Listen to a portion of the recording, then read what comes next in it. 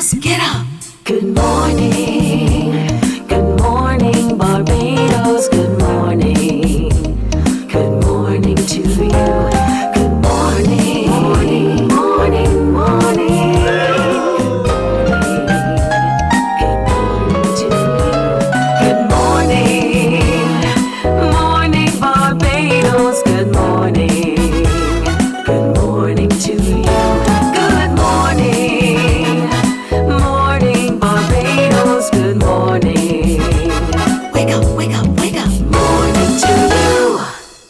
Morning to you indeed, and welcome to Monday, the 6th of July, 2026, and I'm Pearson Bowen. It is CARICOM Day today. CARICOM Day today across the 15 member states of CARICOM. And so to all of our CARICOM member states, we wish you well today on CARICOM Day. CARICOM Day, as you know, the Treaty of Chaguaramas was signed in 1973, which inaugurated CARICOM and which inaugurated, therefore, CARICOM Day. And so as on this CARICOM Day, we in Barbados join with our sisters and brothers across the region of the 15 member states and associate member states as well.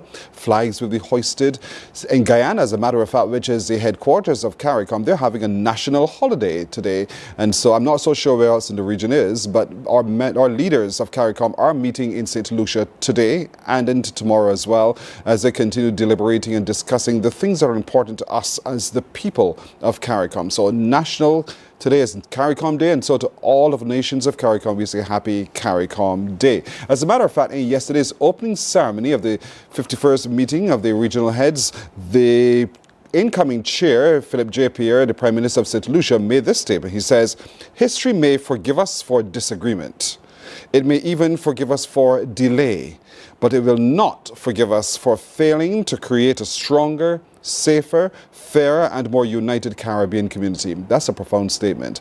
And so that was echoed right throughout the opening ceremony yesterday. So we're hoping that most minds and hearts and emotions have been cooled and that we can get on with the business of making this region stronger, safer and more meaningful for the people of the region indeed. So we'll continue monitoring the goings on and the outflows that flow from the meeting of the CARICOM this week in St. Lucia.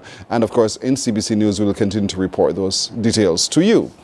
Also on the weekend, I'm sure you had a good time. Friday's event, the Pan Lime from Botanical Garden was moved to Golden Square Freedom Park, but the young people still had the energy. They still beat Pan, and boy, was it fantastic and infectious indeed.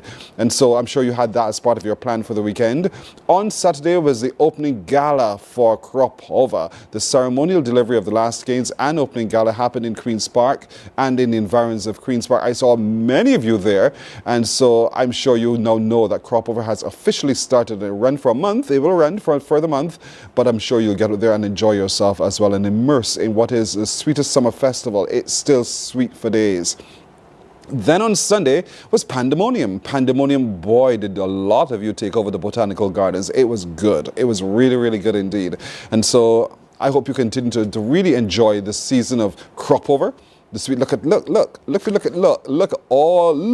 people, as the Calypsonians would say. And so you were there, and so you had a really good time enjoying the sounds of sweet steel pan indeed, with our guests coming from Antigua and Barbuda as well. But many of Barbados' best bands were there to really entertain and to keep us company at Pandemonium, one of the biggest events for the season indeed. And also in the season, one of the biggest opportunities for you to win is to spot, connect and win. CBC is giving to one of you a car, a brand new Suzuki Across GLX two-wheel drive hybrid vehicle with a sunroof and 1 year's insurance.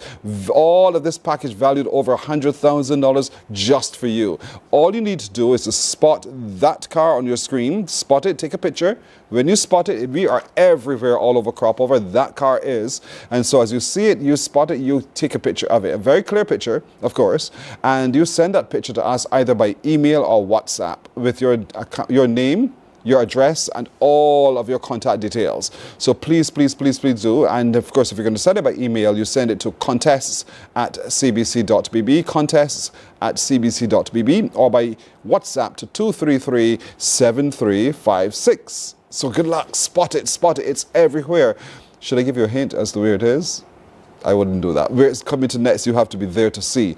Indeed. Or you can connect with NTI. NTI says log on to our website, nti.org.bb.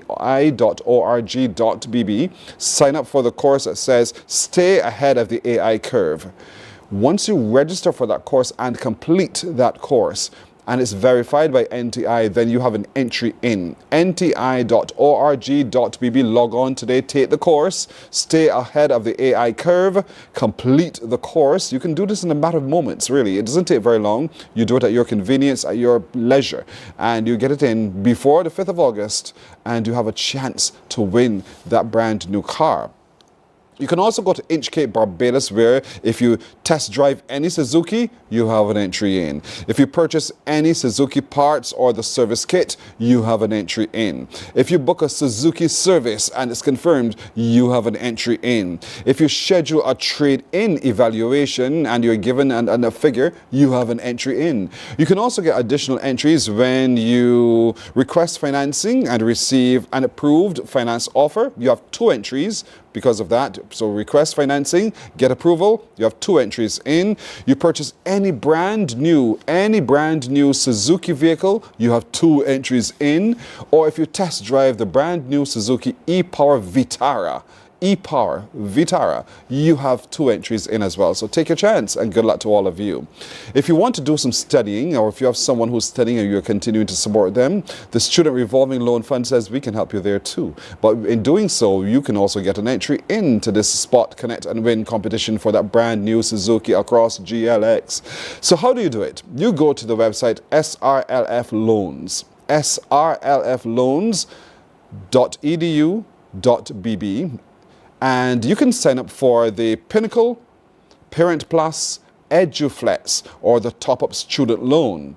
Apply using any of those products, and in your application they will vet it. You get an entry in. It doesn't approve you, necessarily guarantee approval of your application, but you apply for any of those loans and you have an entry in. So complete the application soonest and get your entry in to win. Also with Capital Financial says if you're thinking of purchasing a vehicle, think of them. You simply scan their QR code, and it brings up the application form. Complete the application, or you can go to their website and also complete the application online there as well. So every time you sign up for any loan for a brand new vehicle, you get that chance to win our Suzuki Across. It's quick, it's easy, it's convenient. Approval is another matter, but you sign up and you get your entry in indeed. So I want to encourage you to consider Capital Financial for working with us in this project as well. Or you can purchase a $40 worth of Double Draw, Mega 6 or Payday. Take your chances on this on a single ticket. A single ticket. Be sure to purchase that single ticket valued at $40 for the Double Draw, the Mega 6 or the Payday. And in purchasing that ticket, all you need to do is to write your name and your contact details on that ticket. Take a picture of it, because that ticket is yours. Take a picture of it, and then you send that picture by email to contests@cbc.bb, and you're in with a chance. So the more you play, the more chances you have to win. So there you go. All of those we're giving to you here at the CBC. Of course, we're continuing the vibe of the festival. We have all sorts of beautiful music, and we're doing all sorts of major coverage as well. On radio, 98.1 The One, Q100.7 FM, and Vibe 94.7 FM. Here on TV it as well. As soon as we done this football, we down the road with crop over. You better believe it. And so I want to encourage you to stay with us at the CBC for comprehensive bringing to you of the festival indeed. What's coming up today? Well, today we want to take a look at how you're balancing your finances this crop over season. You still want to have some fun, and that's okay, but there's some other things that you need to be mindful of. So how do we make all of this work? Our personal finance strategist will join us in Marcia Armstrong. She's back, and so we'll hear from her just how do we make all of this work, have a good time, but have enough still left in the kitty so we're able to achieve all the things that we need to achieve at this time. We'll also today be looking right into your eyes. That's because we're going to be joined by members of the Ophthalmological Society of the West Indies. They're having an upcoming conference. They'll join us to take a look at that, the meaning of the conference, why they're holding the conference, what concerns them as ophthalmologists as well. We'll sit and have those discussions with them in just a bit. Esteemed educator Sandy Field-Kelman rejoins us this morning as she continues to lend her voice to some of the things she thinks are important to how we build out our educational system in Barbados. So we can't wait to talk to her about that too. At the weekend, he was recognized for his great work in crop over.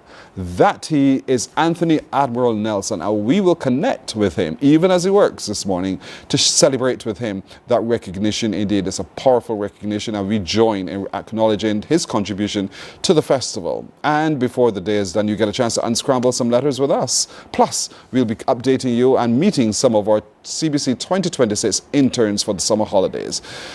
We'll take a break here. It's 10 after the hour. We'll come right back with more on Morning Barbados in just a moment. Morning, morning, morning. Good morning. Good morning to you.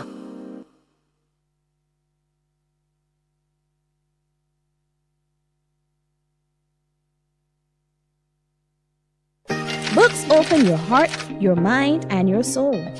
They are educational, entertaining, inspiring, and motivating. Are you an author of a recent book you want to share? Then Mornin Barbados would love to feature your book in our The Next Chapter segment. Send us an email to morninbarbados@cbc.bb. That's morning without the G. Come and let us turn those pages together. Some ask, what makes Barbados so special? We at Mornin Barbados say it's you, our exceptional youth. You are talented, resilient, and inspirational. You are the epitome of the Barbadian spirit, testing the boundaries of your creativity. If you are an entrepreneur, artist, baker, designer, author, or have done anything you think should be highlighted, email us at morninbarbados@cbc.bb. Let us show the world our Morning, morning, morning. Good morning. Good morning to you. 12 minutes after 6 o'clock this Monday morning CARICOM day. And so we're excited by the festival and all the things we want to do in the festival. And we saw that payday was just a little moment ago, and we thought, hey, I could use all of this to enjoy my festival this month and let tomorrow and next month take care of itself. Is that a wisest strategy? I don't know. Our personal finance strategist in Marcia Armstrong joins me this morning. Marcia, good morning. Good morning, Pearson. Is that a wise strategy? No. But you know, a lot of people think that way. Yeah, because when you, again, around the start of time, when you get money, because everything that's happening, you're excited. To be honest with you, a lot of plans that persons have is going to go through the door during the season. But it's still, you still want to be able to just remember that the season, as you would have mentioned, is for this time. After it, we still have life happening. Life is still happening now. Oh, like now. But it is being put on the back burner a little bit because, you know, this is a way for people to wind down and to get away from the pressures. But we got to still remember that we still have priorities. So, had we not budgeted for it, if we did budget for it, let's put it that way, then it will be a whole lot easier. Yes, it would be. But a lot of times we've got to think about, first of all, life is rough today. The cost of living is the cost of living. Yes. And so there are additional expenses that people had to take on. We just get the news that, you know, overnight, the cost of liquefied petroleum gas has risen astronomically. Yes. So all of this is going on, and we have to make every end meet with the little that we get. And so how do we do that and still enjoy crop over? So what I would say is that, as you mentioned, the cost of living for sure has increased. We're really, really feeling it. Yeah. The gas pump, the supermarket. What I would say is that if persons can earmark the events that they want to go to, it is a bit better so that you can still plan for that. Because we know when you go out, you still have to look for outfit, you have to get your hair done, nails done. It comes with a whole package. It's a whole production, as they call it. So earmark the actual events that you want to go to, set aside money for that, because you can't go to every single thing. So identify the things you want to go to so that at least you can still have fun and still be able to take care of your bills at the same time. That's how you can go about it. But I'm pulling from my account. Should I get a loan? No, so I don't want to see my money disappear. Yeah, so that's the thing as well too, because you know, at this time we see so many different loans being offered, right? Remember, we have to remember this, right? When we take out loans, it affects our credit profile. I know credit is something that a lot of persons are not too au fait with or understand how it works, but we want to make sure that we're not over leveraged with debt. And so therefore, when you take out debt, getting into debt is easy, getting out of debt is the problem. And if you have other things happening, especially let's say you had a debt and it had a very high interest rate, you have to look at, okay, can I afford to add another payment on top of what I am already doing? So it is about understanding how do I balance the two. be able to understand there are going to be some things you just can't do. It's not that, that you don't want to have fun, but you still have to also be realistic with it as well. That's such control. I Because, you say, all right, yes, I'll take the loan. It looks as if I can afford an additional $250 right now on paper, until the reality hits you for $6 that, Exactly. it's not enough. You don't have enough. You don't have enough. And then we have to also look at the fact too, yes, you might go enjoy yourself, you get the thing. And then after that, the reality then sets in regards to, because when you get money now, you have to now consider the creditor. Creditors have to be paid. And therefore, you don't want to default on the loans that you're taking out. So I always say this, if you can choose the option of not putting yourself under unnecessary pressure, but getting a loan, leave it out. It should have a plan. You don't do it ad hoc. This is not something that you just do reactive actions towards. You want to plan when you're actually getting to debt. Plan it well so that at least you can handle it when it does happen. Is that the same approach I should take with a credit card? Yes, so credit cards, the product itself is not a bad thing. However, if you don't have the discipline with a credit card, that is how you can end up in a trap. So credit cards, again, the money on the credit card is not ours. We have to pay it back. So it allows you to get something now and pay later. So if you're going to be using the credit card again, I want to say use the credit card more so for consumables, especially if it's a situation where you could more or less save towards those things. But if it's a situation like that, you swipe the card, are you in a position to clear off that card before the due date so you're not rolling forward an amount every single month? Because as long as that credit card has a balance, you will incur daily interest. I want to say that again, because we see credit generally, we see credit card as a place where we can go and we will take our time and pay it back. You're saying try to use it to clear the amount as quickly as possible, all of it. Yes, to avoid if possible. Because the thing about credit card, I always tell people this, don't ever charge the card for an amount you cannot afford to pay back. Immediately? Not necessarily immediately, but before the due date. You still have time. Yes, right? But if you put an amount on the card that you cannot afford to pay back, then you're going to have months on end paying it back, which means that interest, you're going to pay back way more interest. So charge the card for what you can, meaning you have the amount on your bank account that you can easily transfer if you need to transfer it. Or as I said, you have up to the due date to pay it back. Somebody's going to say to you, but why didn't I just go ahead and use my bank account? Why do I have to go the route of a credit card if I intend to pay all of it back so quickly? But that's the thing as well. Persons prefer to still use other people's money exactly. versus using their own. When you see your own money going down, that becomes a problem. Yes. That is where, because we all have what is called a money container. There's an amount in our bank account that once it gets to a particular limit, we are good. Once it drops, we start to panic. So a person, if they had to choose, do I use my own cash or do I use someone else's? More than likely, I will use somebody else's money. So that is what is the convenience of having it. However, you're going to make the card work for you. So therefore, as I said, if you charge the card, let's say you decide to do your costume, you decide to do all these things, all right, no problem. Do you have the money on the account though, that you're able to still pay back that card by the due date so that you're not carrying forward an amount? That's no problem. But if it's not that scenario, it means that you're literally now about to embark on something you can't afford to do. All right. So, but I want to have some fun. Marcy, you're sucking all the fun out of this crop of a season. That's what you're doing. That's what people are thinking right now. Right? And so we just want, let's worry about tomorrow. Yes. And you were saying there's a danger in that. It's a danger in it. But to be honest with you, a great scenario would be, because we know, again, crop over is not a surprise. It is something that happens every year. So ideally, this is how you normally would go about it. You start to save, you start to set aside money from the beginning of the year, maybe from last year, for those who did it last year. You start to set aside funds so that when this time comes, I have persons that did it. You set aside money for the costume. You set aside money for all the events on the calendar happening, because we do have the crop over calendar of events. You know exactly what is happening. You set aside those funds. And then when you do that, then when you are outside, as we say, you are enjoying yourself. There's no guilt, spending, no shame, nothing. But when you do not have a plan, it then feels like if you're doing more so things based on reaction, peer pressure, because everybody else is doing it, you want to be a part of it. Because there are events you can do as well too that might not be as expensive. You can find things to do. Or stay at home and watch it. And so, I'm being serious. Right. Stay at home and watch it. So, okay, we find ourselves now trapped in that cycle, however. We've done it. Yes, Marcia has made me feel very guilty. I've done it because she's right. I've seen now that I'm struggling. How do you help me get out of this struggle? So, again, normally it's to have a plan, right? So Okay, let's look at where we're at now. Okay, so I have done my events, I've been over budget more lately. How can I course correct? This is not where you will look and see, okay, I've spent X amount so far. What remaining expenses do I have to take care of that are my responsibilities? And once I have covered that, and if there's anything remaining, I can still maybe look and see what event I can do, maybe go to this place, go to the next. So you can still course correct. It isn't over until it's over.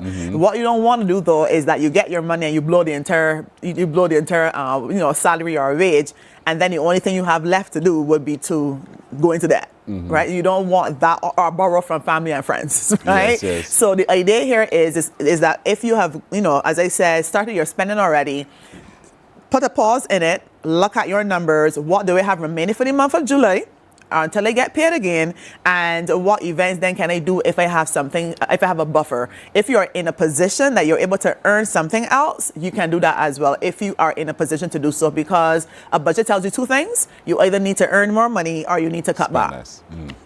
Earn more, spend less. Earn more, spend less. And then you create that space where you can now flex and have a little time. Right, you have options, you have flexibility, but when income is too tight, you will feel it. So that is why I'm saying you can still have fun. It is still to have fun, but you still also have to remember that after the fun is over, life is still there. And you want to make sure that you're able to still do what it is you have to do. In all of that fun and merriment, though, we never think of emergency. No. We believe the money will show up somehow. Yes, I saw your reaction. No, because I've had a situation where I've had emergencies, and I know how it feels to not have the money readily available to take care of it, and then you have to rely on someone that, a loved one, to help you out. Rely on persons. It's not that you are afraid to ask for help, but sometimes, your pride. It takes a lot from a person, for a person to actually ask for help. So what I would say again is to consider that as well. Have something set aside that in the event that something happens, you can still pull from that. I call that a little buffer or safety net to cover you.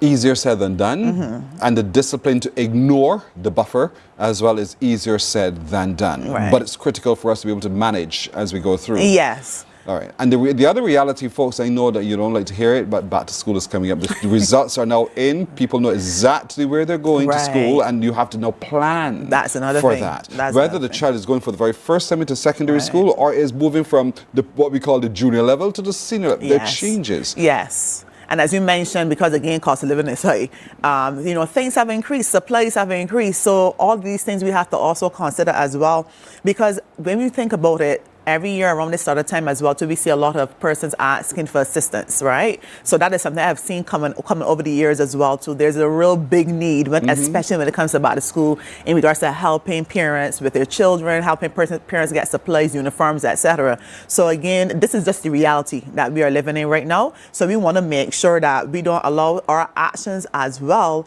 to cause a scenario where we are adding pressure on ourselves. We know that the society or our economic environment has its own pressure, but you don't want to bring that pressure also in the house too. Yeah. So you ask yourself then, I suppose, do I really need to do crop over this year? Do I need to do it to the extent that I've always done it? Do I need to just stop for just a moment and contemplate seriously what is critical for me at this moment in time? Those are questions you have to pause and ponder. And in pausing and ponder, something reveals itself. But you know what you can also do? You can talk to Marcia Armstrong. Yeah. She's a personal financial strategist, and Marcia has a plan. Do you still have that spreadsheet? Yes, I have spreadsheets. I'm a template queen. Yes. Because in plugging in, you see your life unfolded before you. Pierce, I'm telling you, right? When persons are able, when you plug your numbers into something and it gives you your full, because numbers tell your story. Yes. When it shows you, it shows you your picture. I'm telling you, that is like it unlocks something in people. When you're able to see everything thrown out, created for you in a graph, you see your income, you see your expenses, and for some people, you do have some change left back. Some persons think that they don't have any money at all, but again, it comes back down to this: do you track? If you don't track anything, that is where you fall into problems. But if you're able to see a very big picture, okay, I see where my money is going, because we tell our money where to go. Yes. We do not become a slave to it. Right? We master our finances. We're not a slave to it. So it's about directing your money, giving your money direction so that it works for you during this time. And then you see where you can really cut back. That's right. That's What's right. absolutely critical and what's not so critical. Yes. But you know, we tell ourselves broadly, food is critical. Yes, for but sure. that's not. We don't want to go with categories alone. You want to say, okay, fine, this category is food, but what products do you purchase? Yes. Do you need the brand name or do you need the other name? Yes. Those kinds of things. You ask the discipline that you want us to explore. Yes, the main thing I would say because so food will always be a big category in the budget. But what I would say as well is more so the eating out versus cooking at home, The right? reason I went that road is because the eat out versus cooking is Right. Well, because I'm not a cooker. Right. But you So the thing is, understand. right, for a busy professional, I always tell people though, for a busy professional, Hard. you can do the eating out. It just means that you won't do both at a very high Right, level, right. because you will then end up wasting money in the groceries that might go bad. Yeah, exactly. But we find ourselves walking the aisles of the supermarket, Yes. and we pick up. We don't take the time to look to see or compare enough whether or not there's another product that provides the same satisfaction but at a different cost. That is a very good point as well too. I always tell people, once upon a time when we used to go to the supermarket and we check out, we could tell the person, okay, let me pop my trunk and put the groceries in the bag. My Yes. groceries have become my passenger now because my money isn't stretching as it used to. I know what you So the mean. dollar value, the purchasing power has reduced as well. So the thing is, as you mentioned, when you go into supermarkets and you do have options, it's about, okay, looking at the variety and just choosing again based on your pocket, what it is can you do? Because when I'm in the aisle, I decide, okay, what meal am I cooking? Do a meal plan? I look at options. I actually have a whole internal conversation in the aisle because that's where we're at right now. We can't just take up and choose what we feel like, because when we overspend in one area, then we're actually taking money away from something else. Let's look at the person there who believes they have, the balance looks great, so I can continue splurging. And that indiscipline or that discipline that one needs to have. The thing is, right, is that when you have excess, that is when now based on what your financial goals are. So when you spend, we have to also understand as well too, as we would have mentioned, unexpected expenses that can happen, medical situations that can happen. So whenever you have an excess, I always think about the ant. When we know that winter's coming, the ant stores. Yes. So how can we actually store when we have the excess? We can still have fun. Don't get me wrong. Fun is also in the budget. But how can they actually then take that money, maybe set it aside into savings, put it into something else, so that when there are down periods, and we know life is not like this. Life normally happens like this. So when a down period happens, I know that I feel at peace to know I have something there. So it's not to overdo, because that money you can't get back once it's spent. Boy, oh boy, oh boy. She says that she's really changing life, isn't she? But she is changing lives, Yes. indeed. And that's important to be able to acknowledge that, you know what, there is a requirement for a change Yes. of approach. Like you said, course correct. Course correct. Because the reality is that while we need to have some fun, we do have responsibilities that we have to. Life is not going to escape you away from that reality. And so with children preparing to head back to school, with the crop over mix, with the hurricane season in that mix as well, with you and life as well, because prices are always rising. How do you manage?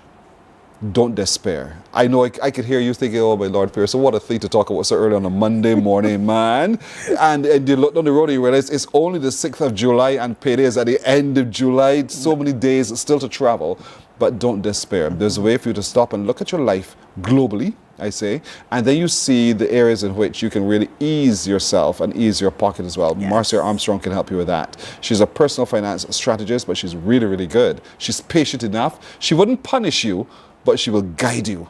Hold your hand. Sometimes a little bit of firm love helps Yes. all the way. Marcia, thank you as always. Thank you for having me. You're welcome. We can still have a merry, happy crop over, folks. It's still sweet for days, but we have to be a whole lot more disciplined in the way we manage our limited resources. That's critical indeed. 29 past the hour. We're back right after this. Morning, morning, Some ants good morning. Good morning to you. Some ants, what makes Barbados so special? We at Mornin Barbados say it's you, our exceptional youth. You are talented, resilient, and inspirational. You are the epitome of the Barbadian spirit, testing the boundaries of your creativity. If you are an entrepreneur, artist, baker, designer, author, or have done anything you think should be highlighted, email us at morninbarbados@cbc.bb. Let us show the world our exceptional Bajan youth. There is a saying, you can find a Bajan anywhere. Are you a Bajan living abroad? Or do you know of one who has migrated to another country? Well, we at Mornin Barbados would love to have you or them on our Bajan Afar segment. Share your amazing stories, experiences, and how you have adapted to a new culture. Send us an email to morninbarbados@cbc.vb, and together we will travel the world.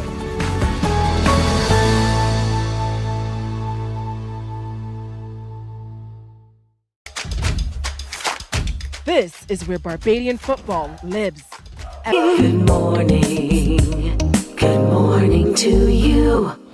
It's 6:30 in Barbados and the Eastern Caribbean. This Monday morning is also CARICOM Day.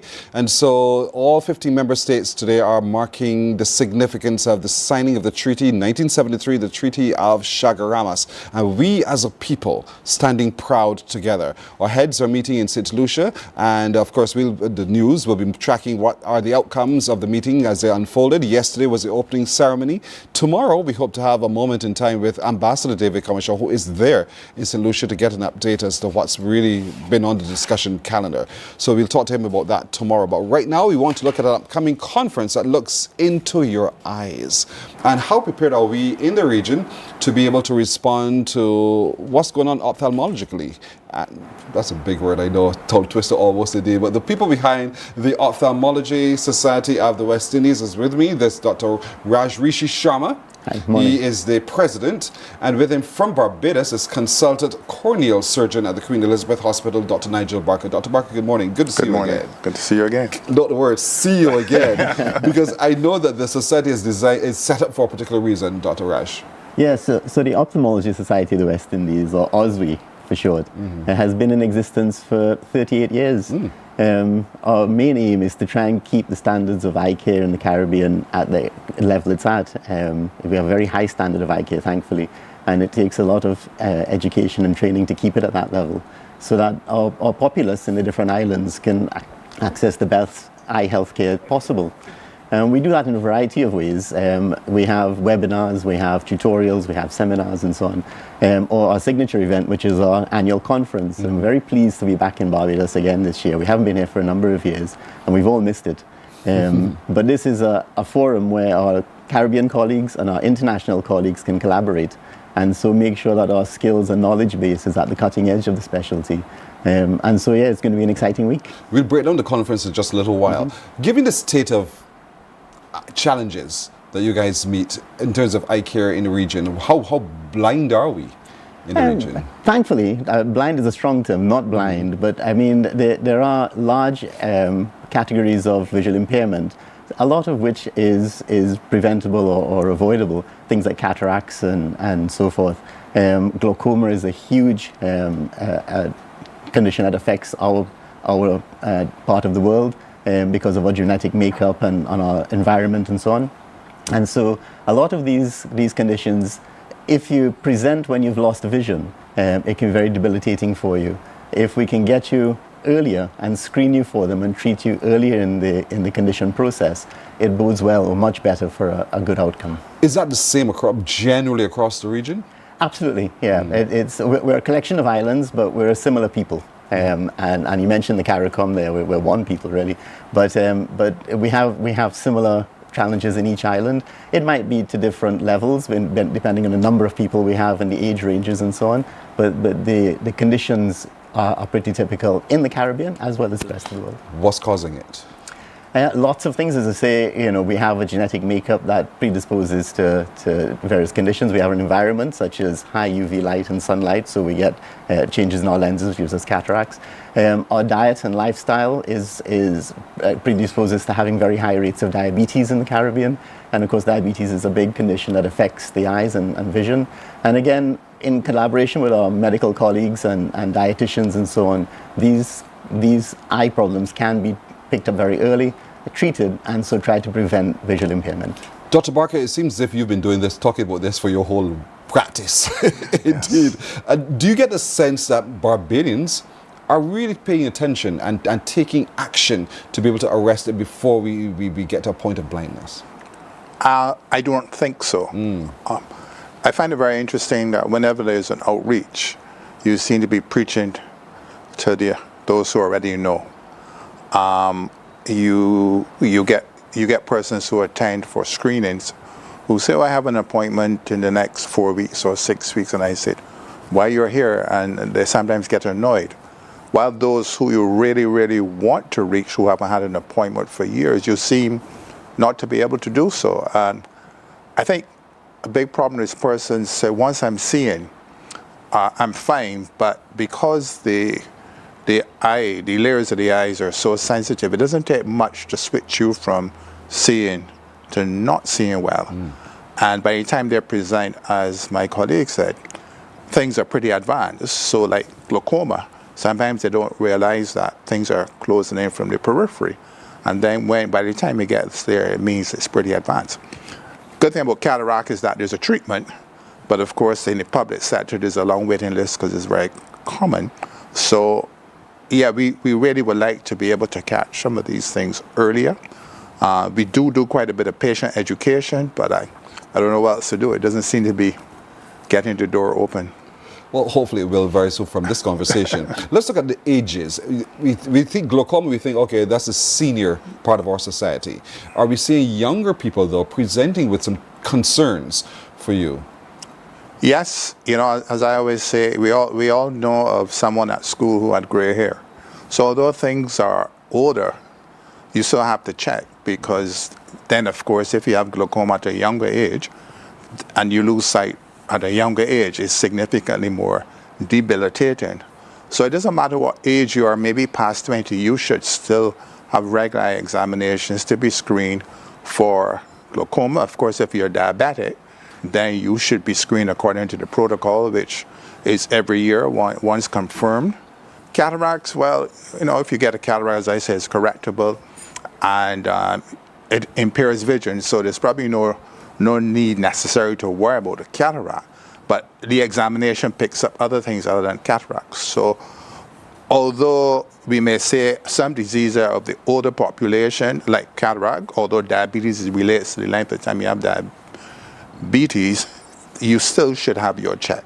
There'll be things related to children, like squints and other things, and glasses, because although we always talk about diabetes, cataract, we must recognize that what we call refractive errors, the need for glasses, can significantly impact on vision as well. So people need to be aware of children and school age and have a check to see if at least they need glasses. And my area of keratoconus, which is also quite debilitating. We've been through that many times for the younger population, and although it's said to be uncommon, in practice we see at least 3 or 4 new cases every week. So we certainly need to do some research on that, because that can lead to significant visual reduction in function.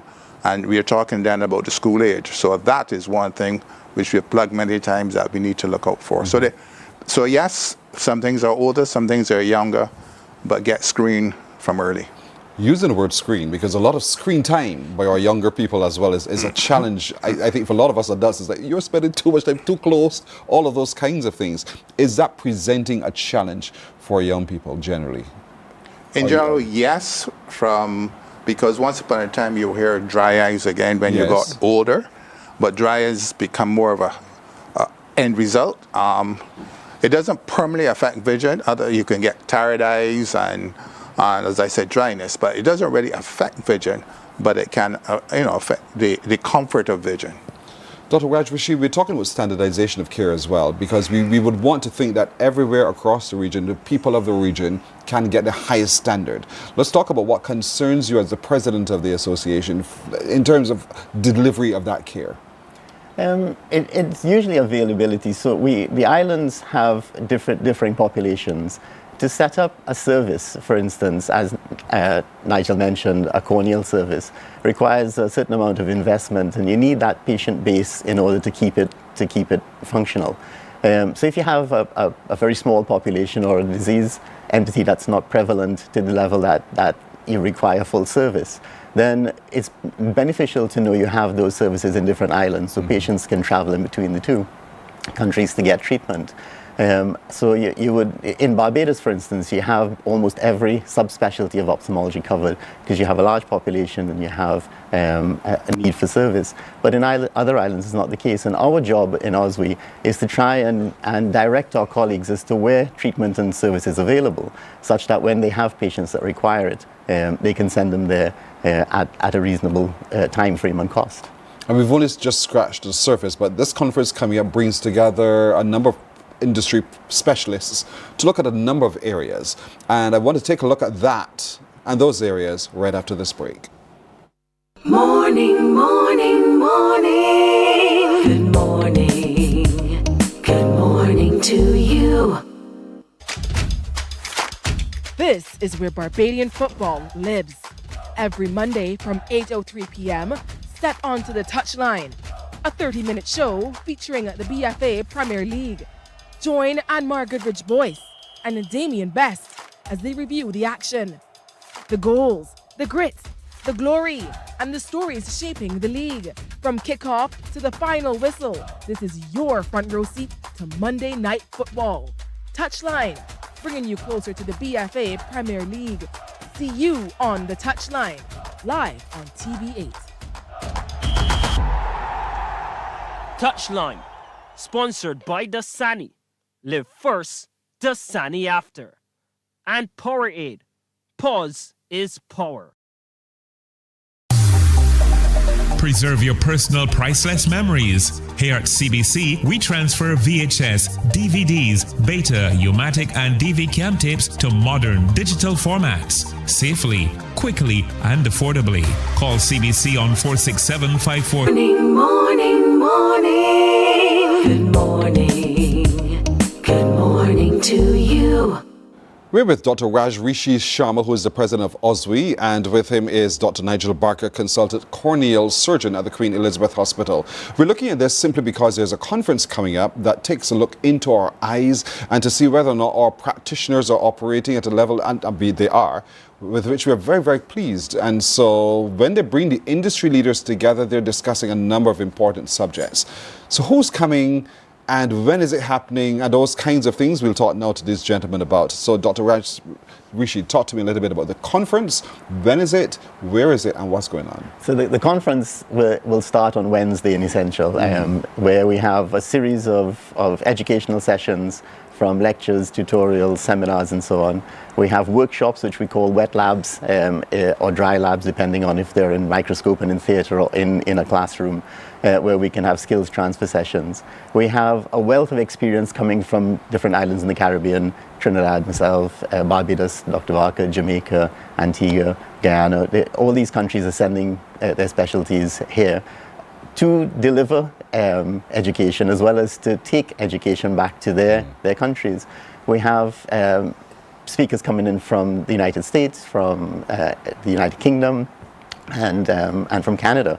So we have a large cohort of international colleagues coming, and it makes a nice session where we can sit and discuss how we manage different conditions and what's the best way to manage these conditions for our patients, and allowing for the resources that we have as well. Dr. Barker, you're also one of the leaders of sessions, one of these workshops. Am I reading correctly?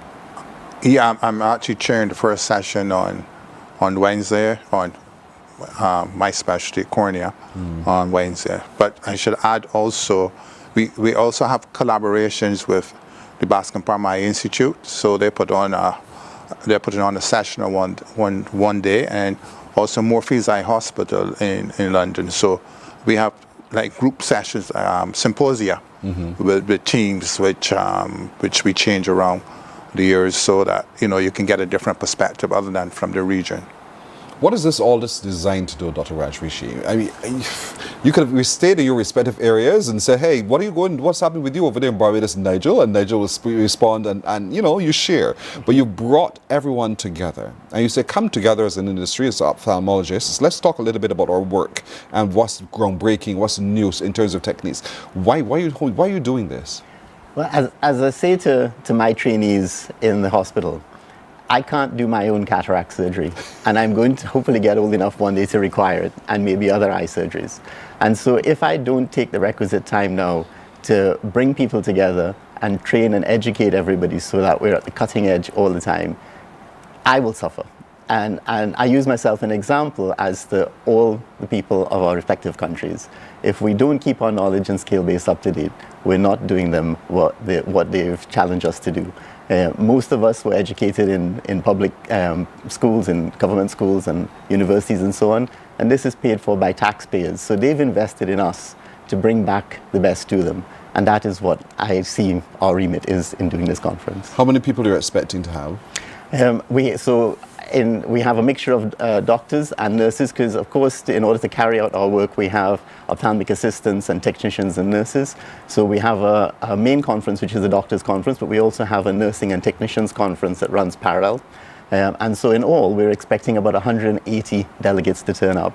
And then when you add to that the industry partners that will come to help us with various webinars and demonstration of equipments and so on, so that we know what's available for us to use and have in our armamentarium, you're talking close to 200 people. Nice. Now, do you want to say something? I just wanted to add that I think the most value for the meeting, because I think Rishi would always find someone to do his cataract. But I would not have met him if not for Osby. And because we're separated by islands, sometimes we know each other from our training maybe in the UK or US. But what Osby has done more than anything else is to bring the regional people together. And many of us would not have met each other. We've become friends and colleagues without Osby. And I think that's his greatest legacy, bringing some unity to bring an ophthalmic CARICOM to the ophthalmic field. You spoke the words I wanted to speak. You're so right. I was linking it to CARICOM as well. I was thinking, do you guys report to CARICOM? Does CARICOM consult you when it comes to these kinds of matters? And I guess your answer is no. But hopefully, you would want to be able to have a step in to say, hey, this is a concern health-wise. Don't just focus on the other conditions. The eye care is also critical to how the people of the region operate. And so we want to advise you on strategy and policy and the like. But I'm really happy about this. It's open just to medical practitioners, is it? Or is it open to the general public as well? No, so it's medical students, doctors, nurses, those affiliated to eye care and healthcare. So silly old me can't come and just sit and watch and listen. But nonetheless, we'll be hearing the reports that come there from. But I want to thank you so much for joining us this morning. It runs from the 8th until the 11th? Yes. Right, from the 8th to 11th, if you look at your screen, everybody, that's where it's going to be, that's where it is. And so there's so many sessions that are going on indeed. And if you visit the website, you will see all of those different sessions. And so we will wait to hear the outcomes of those sessions as well, because we really want to light up Hilton Barbados as the ophthalmologists from across the region come together to really, again, send laser focus on what they do and how they continue to provide excellent service and care for all of us across the region. Us three, we're wearing spectacles. Maybe it's you next, but they can do something about that as well. Thank you so much, gentlemen. Thank you. You're welcome indeed. We're back with more on Morning Barbados in just a moment. Morning, morning, morning. Good morning. Good morning to you. Preserve your personal priceless memories. Here at CBC, we transfer VHS, DVDs, Beta, U-matic, and DV cam tapes to modern digital formats. Safely, quickly, and affordably. Call CBC on 467-5437 to get started. In just 2 weeks, your memories will be ready to relive and share again.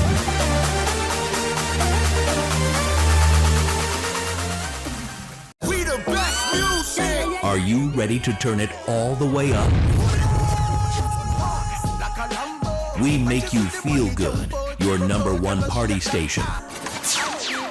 Non-stop hits and the latest trends in music, fashion, and everything lit. Hit us up on socials at 981 Barbados on IG and 98.1 The One on Facebook. This is your world. Your playlist, your station, 98.1, The One. Morning, morning, morning. Good morning. Good morning to you. We're 11 minutes now to go to 7 o'clock. One of the most recognized voices in education, one of the most esteemed educators in Barbados for more than 25 years now is Sandy Field-Kelman. She joins me as we continue having our discussion on our road towards improving our delivery of teaching and education and the method of engaging with our young people and others as well. Sandy, good morning as always. Good morning, Pearson. Back again. Good to see you. I'm charged this morning. I know you're charged up. Camp this morning. Yes, I'm indeed. just looking forward to those children. Well, and so am I, really, to the outcomes of it indeed. Exactly. So give us a sense of what you're doing at the camp, quickly. Well, today, of course, is, registration, and this evening we have an opening ceremony, and we will have some children who came to the camp when they were little, who are now 20 and 21, to speak about the camp. Nice. So today really is just a get to know you. Yes, and the children with their name tags and putting the children in 8 at a time with a counselor. Yes. We're grouping the children according to their assessments. We want to do some assessments so that we know what the children really need. So we are not going to put all the children together. And as I said, 8 children, mainly 8 children with a counselor, because so those children can really, be taught and be effectively come to, because I do not believe in big numbers, Yes. Pearson. I do not. So I'm really looking forward to the camp. Wednesday, we're going pony riding. Whoa. Yes, and then next week we are going to do outdoor cooking, baking cake on the outside Yes, and so on. yes. So I'm charged for the next 8 weeks. I'm more charged. Yes. And this is important for the children. It's summer vacation time now for the 8 weeks of summer vacation. That's so right. We're finding things to do with them, not for them to do, not what I'm saying. To No do devices. Things, correct. To do things with them, to be able to empower them and encourage Yes. them in ways that they will grow. Exactly. Like, for instance, we're going to be doing from tomorrow, teaching the children how to tie knots, because teaching children those types of skills, as they get older, they might want to go into an organization like Cub Scouts, Cadets, Guides. So these are things we're going to be implementing. We also want to do things like, again, paper mache, crocheting, knitting. All of these were things that we did when I was a little girl. So when I got older, I was able to zoom into these different things. And I find that children are not being exposed to enough of that. Too much device time, too much screen time. But I told the parents, no devices. We are strictly dealing with books. And 2 days a week, we are going to be doing handwriting. Yes, that's critical. That is so important, because a lot of the children cannot really read the writing. It's not legible. And then we are going to be doing, of course, our phonics. We are going to be teaching the children how to get themselves involved in reading. So we have reading corners set up so that they feel a sense of wanting to take a book. So and getting in character, we're going to put them in character. Right. So we're going to be doing a lot of that, and cooking on the outdoors, roast bread, fruit and fish and all that. And I'm glad you're saying all that, because these are things that we can do during the summer holiday that will cost Exactly. us nothing, ladies and gentlemen. Exactly. So as you teach your children about life, you're also reminding them that reading and writing are critical. Foundation. The foundation. Foundation. We are really focused on that, because the camp is Auntie Sandy's reading and skills for life, because to me the two go together. Right. The other thing we're going to be focusing on, we want to teach children how to articulate, Yes. how to bring that confidence, critical thinking. Those things are so important. How to do public speaking. Those things are so important. And I find a lot of children are very introverted. They know it, but they don't know how to express it. So we're going to be doing a lot of that. Public speaking, is so important. It is. Teaching them to say, what is your name, Pearson? No, my name is Pearson. Yes. And give the whole expression in the face. The eyes must light up. The whole body must light up. So these are things we're going to be doing. Bringing children from one place to another. So by the end of the 8 weeks, when we put on our closing program, the parents can see what they have learned. I went to the graduation ceremony they call it the closing ceremony of the Yes. Thelma Berry Nursery School. That's where my nephew Noah goes. He's going to primary school now. Wow. And so when I saw the confidence of those young children Noah's 4. And I saw how they were able to walk on to receive their scrolls. And, you know, Yes. each man waits in line, and then he goes onto the platform, he shakes hands, he just, all of that. Very But confident. in the principal's report, I saw what they were doing. And a lot of what they were doing is exactly what you've been preaching. Yes, important. You know, Pearson, the world has changed, we know that, and all of these modern techniques. But I think you should be able, when you have to deal with these other things, that foundation is necessary. And if you notice, the world is, whatever goes wrong, my mother told me, comes back around. yes. Even fashion, even clothes. And I think that our system, not zooming in on a lot of these things. You know, yes, we have the continuous assessments coming up and all that, but I think that the basics, you see songs, folk songs, I am not hearing folk songs anymore. Have you? I'm not hearing any. Yeah, so we right. want to do a lot of that. You know, Dark Cocoa Tea and Millie gone to Brazil and those things, you know, John Bain, those are things that we need to bring back to our children if we say we are trying to make a global citizen, not necessarily a child for Barbados, the global world. You have to inculcate those skills from down here. All right? Imagination. There is a Yes. lot of value in using your imagination. Exactly. And I think, for me, I was one of those who was extremely imaginative. Always, I could create a story for you in a second. Exactly. But it helps with so much more than simply being able to dream up a story. Exactly. You must be able to articulate it. The confidence Yes. of which you spoke earlier, that's exactly what would come from that. Because now the child is strong enough to say, here's what I see, here's Yes. what I think, Yes. here's what I'm able to articulate to you. Exactly. And you can measure it as it goes. I have a girl, she's a counselor, who was a girl guide of mine.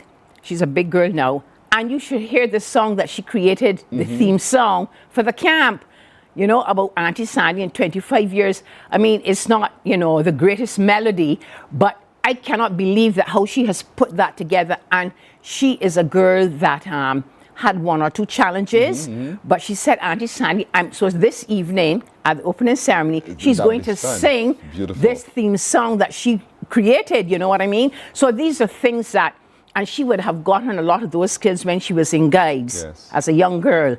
And, you know, I followed her through her life and so on. So she said, I want to be a counselor, you know. And so each counselor had to bring something to the table.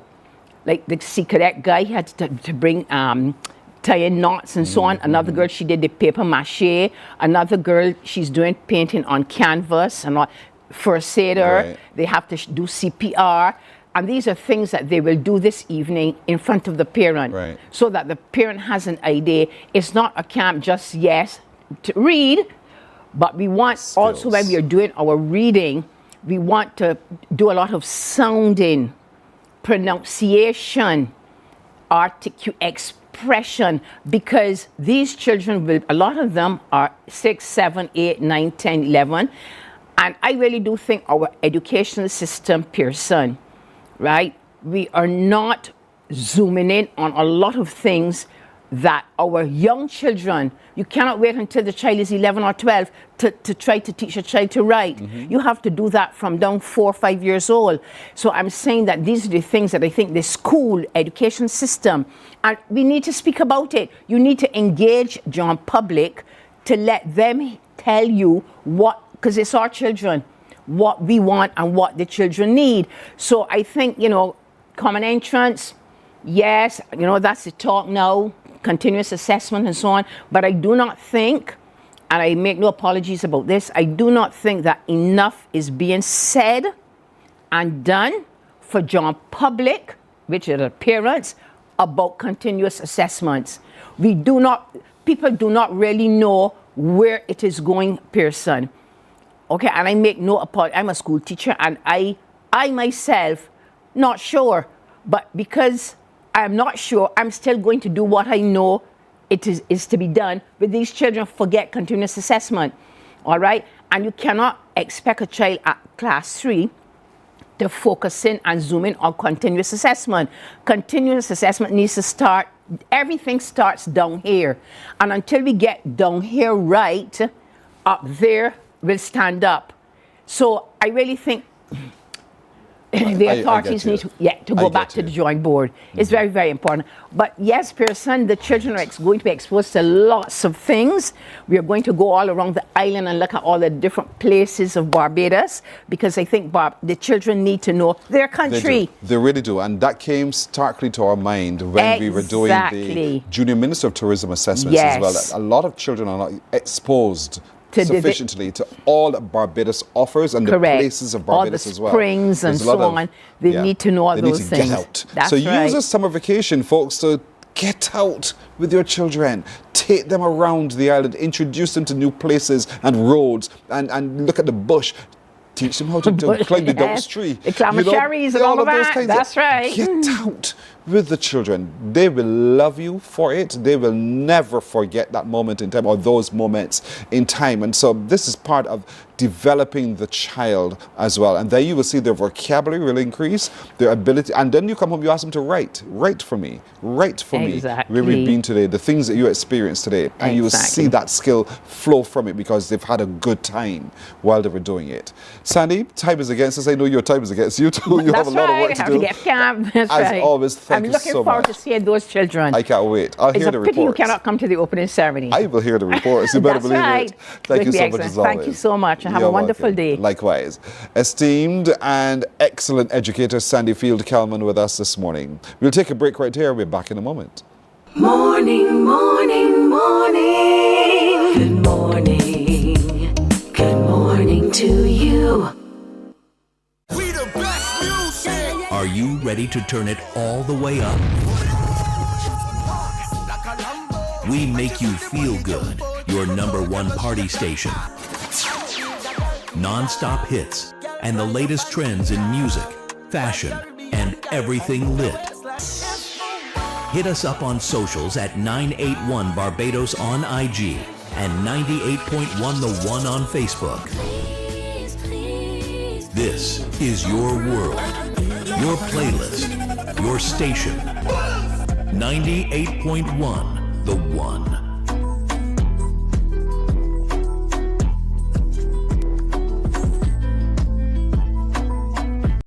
Books open your heart, your mind, and your soul. They are educational, entertaining, inspiring, and motivating. Are you an author of a recent book you want to share? Then Mornin Barbados would love to feature your book in our The Next Chapter segment.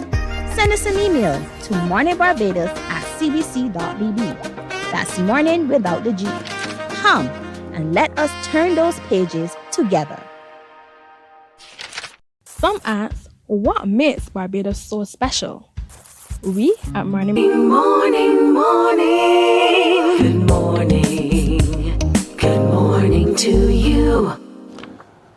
Let's get to the news now. The National Botanical Gardens was a hive of activity yesterday with thousands of steel pan lovers gathered for the Republic Bank Pandemonium powered by Vibe 94.7 FM.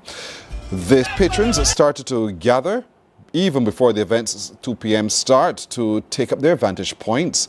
They were treated to a strong Barbadian lineup, and then there was the added fire from Antigua's Hell's Gate Steel Orchestra.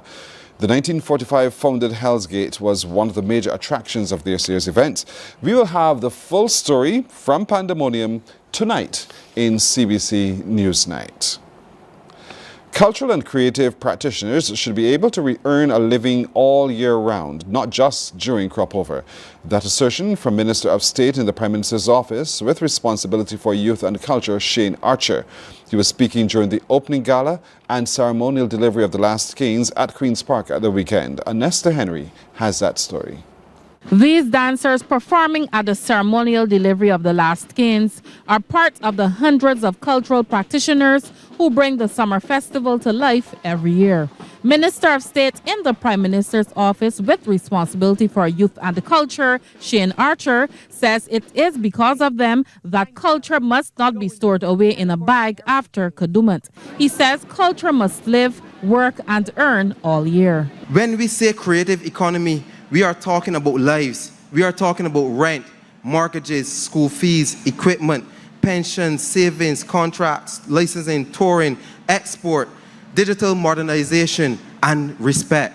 Minister Archer says while the world often uses the phrase orange economy to describe the creative and cultural industries, it must mean something real in Barbados. He notes this is why his ministry recently hosted the From Gig to Growth workshop for micro entrepreneurs in the cultural and creative industry. It must mean that a young designer can move from a one-off costume order to a registered business. It must mean that a dancer can see a path from performance to choreography, teaching, touring, and entrepreneurship. It must mean that a songwriter can understand publishing, copyright, splits, royalties, and digital platforms. It must mean that a backstage worker can become a certified technical profession with work beyond one season or one nation.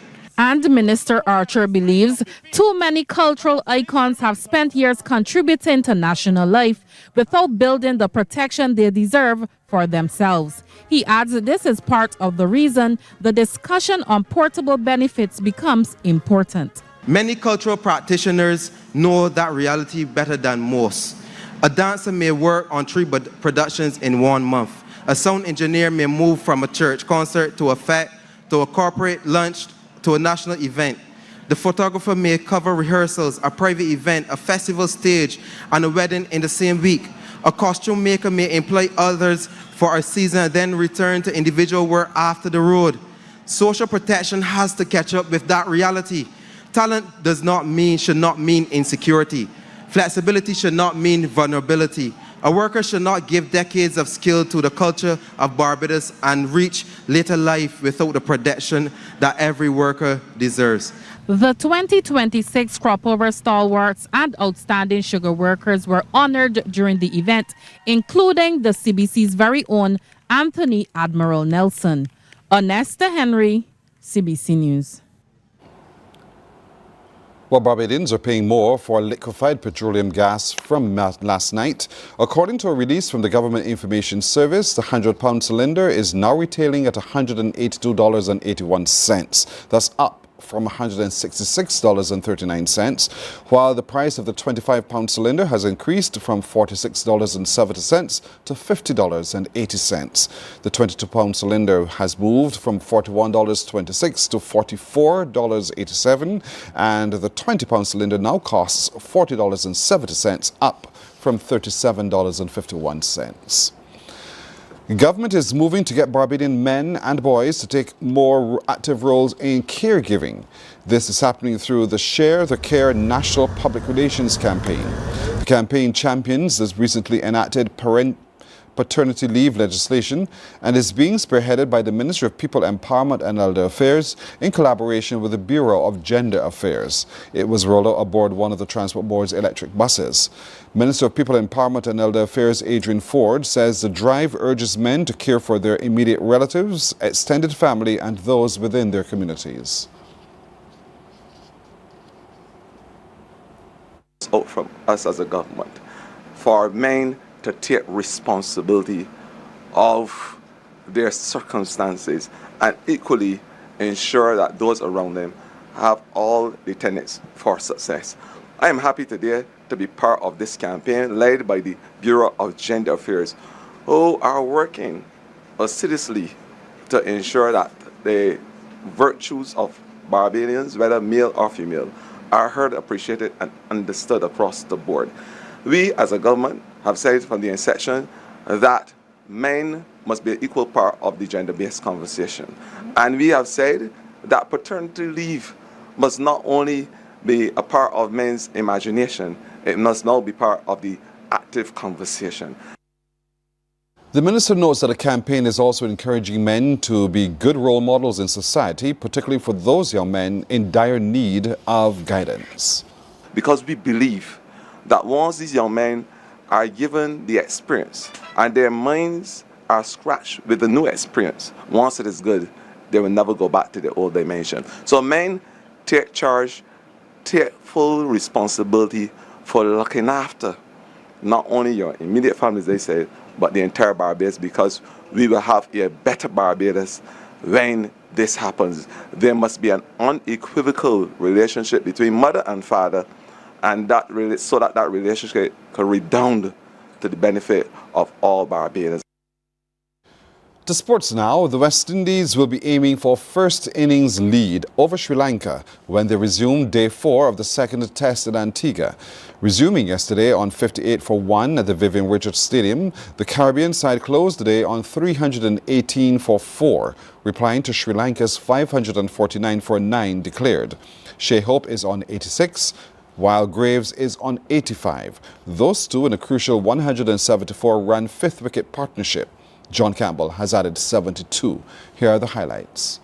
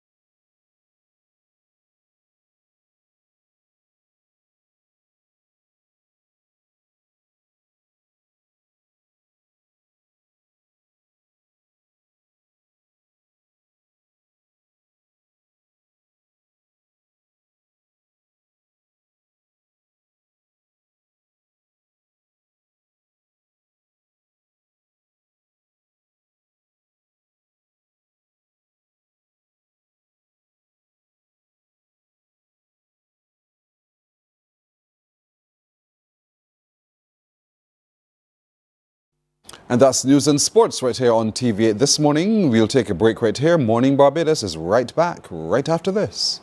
Hurricane Tips brought to you by ICBL. Always there when you need us most. Invest in a generator for your home if you can. If you already have a generator, have it serviced, check the oils, and have an adequate supply of the required fuel so that it's ready to be used if necessary. This tip is brought to you with the kind compliments of ICBL. For more information on available policies, call 434-6000. Morning, morning, morning. Good morning. Good morning to you.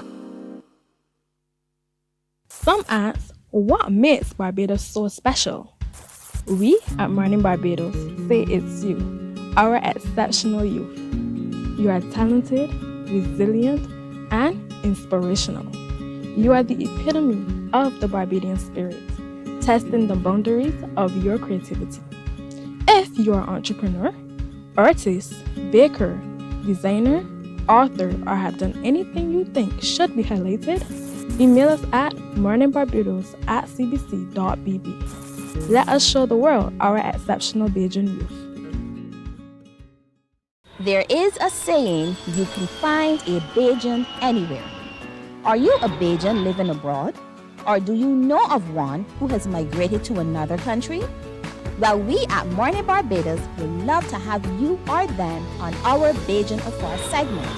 Share your amazing stories, experiences, and how you have adapted to a new culture.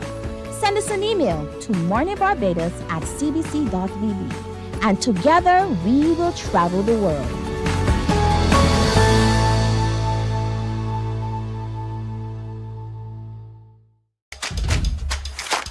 This is where Barbadian football lives. Every Monday from 8:03 p.m., step onto the touchline. A 30-minute show featuring the BFA Premier League. Join Anmar Goodrich Boyce and Damien Best as they review the action. The goals, the grit, the glory, and the stories shaping the league. From kickoff to the final whistle, this is your front row seat to Monday Night Football. Touchline, bringing you closer to the BFA Premier League. See you on the Touchline, live on TV8. Touchline, sponsored by Dasani. Live first, Dasani after. And Powerade. Pause is power. Preserve your personal priceless memories. Here at CBC, we transfer VHS, DVDs, Beta, U-matic, and DV cam tapes to modern digital formats. Safely, quickly, and affordably. Call CBC on 467-5437 to get started. In just 2 weeks, your memories will be ready to relive and share again.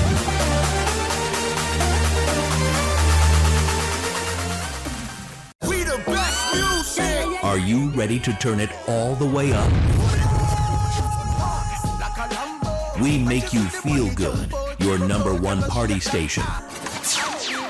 Non-stop hits and the latest trends in music, fashion, and everything lit. Hit us up on socials at 981 Barbados on IG and 98.1 The One on Facebook. This is your world, your playlist, your station. 98.1 The One.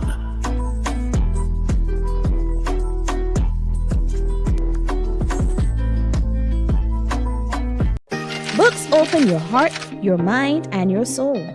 They are educational, entertaining, inspiring, and motivating. Are you an author of a recent book you want to share? Then Mornin Barbados would love to feature your book in our The Next Chapter segment. Send us an email to morninbarbados@cbc.bb. That's morning without the G. Come and let us turn those pages together. Some ask, what makes Barbados so special? We at Mornin Barbados say it's you, our exceptional youth. You are talented, resilient, and inspirational. You are the epitome of the Barbadian spirit, testing the boundaries of your creativity. If you are an entrepreneur, artist, baker, designer, author, or have done anything you think should be highlighted, email us at morninbarbados@cbc.bb. Let us show the world our exceptional Bajan youth. There is a saying, you can find a Bajan anywhere. Are you a Bajan living abroad? Or do you know of one who has migrated to another country? Well, we at Mornin Barbados would love to have you or them on our Bajan Afar segment. Share your amazing stories, experiences, and how you have adapted to a new culture. Send us an email to morninbarbados@cbc.bb. And together we will travel the world.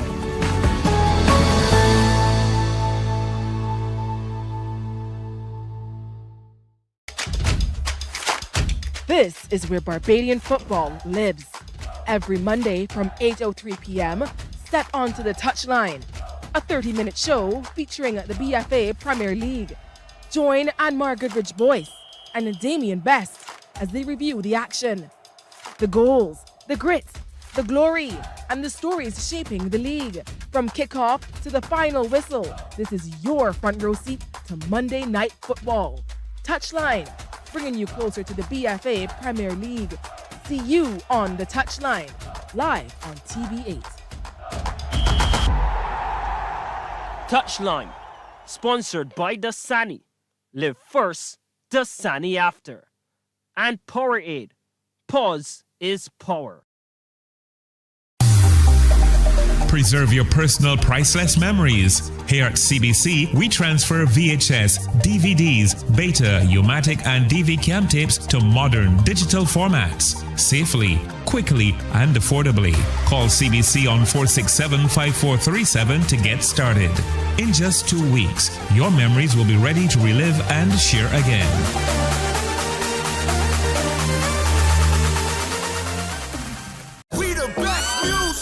Are you ready to turn it all the way up?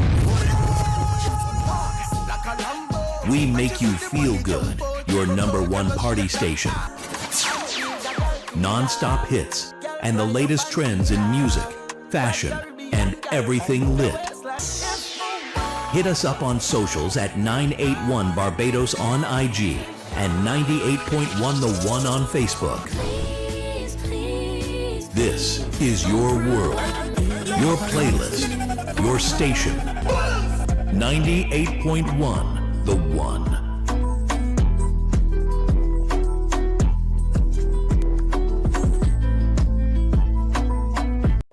Books open your heart, your mind, and your soul. They are educational, entertaining, inspiring, and motivating. Are you an author of a recent book you want to share? Then Mornin Barbados would love to feature your book in our The Next Chapter segment. Send us an email to morninbarbados@cbc.bb. That's morning without the G. Come and let us turn those pages together.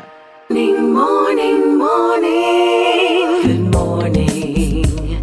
Good morning to you. 19 and a half after the hour. Now let's remind you of why you can win and how you can win with the CBC. Remember, this crop over, we are giving you an opportunity to win something fantastic. As a matter of fact, to win the latest in the Suzuki brand at the Inchcape Barbados. It is the Suzuki Across GLX two-wheel drive with insurance. And you can win it simply by spotting it. We are driving the vehicle all over this country. It's going to be at all of the CBC events, all of the crop over events. And when you spot it, you just simply take a picture of it. A very clear, clean picture of it. Send that picture along with your name and your contact details to us by email. That email address is contests@cbc.bb. Contests@cbc.bb. Or you can send it by WhatsApp to 233-7356. 233-7356. Remember, you're winning that vehicle and you're winning a year's insurance as well. So I really want to encourage you to get out there and spot it, and send it every time, all the time indeed, along, and be sure to note very clearly your name and your contact details, all of your contact details. You tend to want to give us the one number. Give us as many numbers to reach you as we possibly can, and then you stand by to wait to take our call when we do so. This contest will run until the end of July, and once it's done, then we will contact you and get you going. So congratulations to all of you indeed. So, are you ready, folks? Saturday gone. Queen's Park Gallery, thousands of people gathered there for the ceremonial delivery of the last skeins and the opening gala. If you have the video, confirm with me, please. All right. Well, let's go upstairs, because one of those who was recognized at that opening gala as a stalwart of the festival is the one and the only Anthony Admiral Nelson. Admiral, good morning. Thank you. Good morning, Pearson. I hope you guys are well. How are you doing? I'm well, thank you for asking. Yes, we are all well, because we're all excited to congratulate you, my brother, as a Thank you very much for the festival. You're welcome.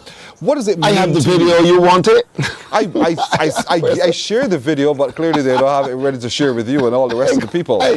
But talk to me about what this recognition means to you. All right. First of all, let me congratulate all those who were awarded on Saturday.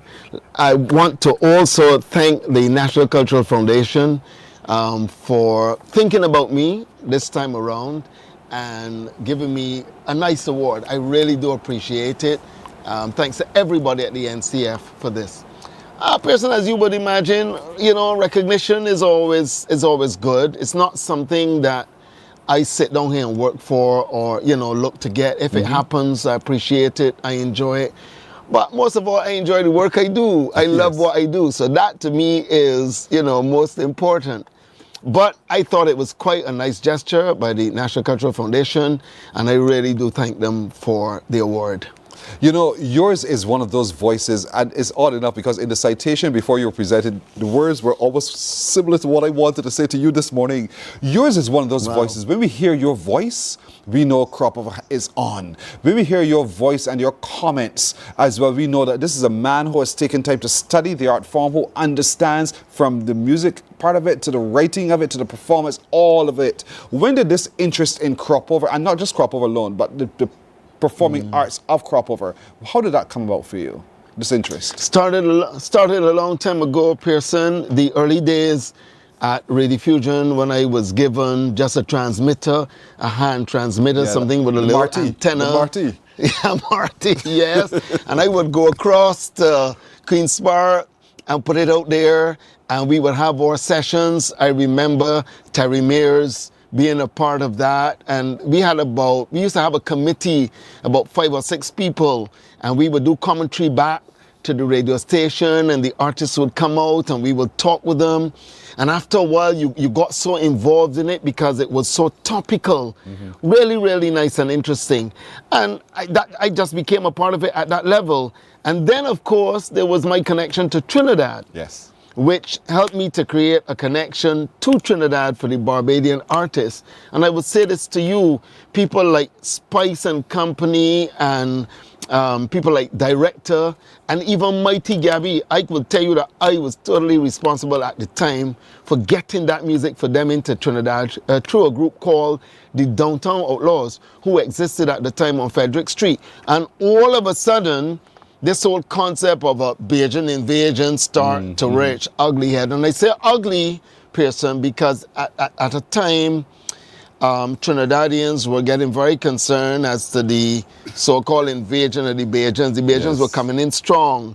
You had a situation at one time where the Merry Men, Pearson, where the Merry Men used to occupy Trinidad and Tobago television from 6:30 in the evening until 7 o'clock.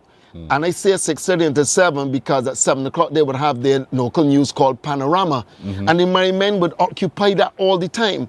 And then you had a situation where I dropped South Sea in Trinidad, and all of a sudden, South Sea is at Sparrows, Young Brigade, Calypso tank, closing the tank and mashing up the place. Wow. My Lord, some great memories. So I enjoyed it.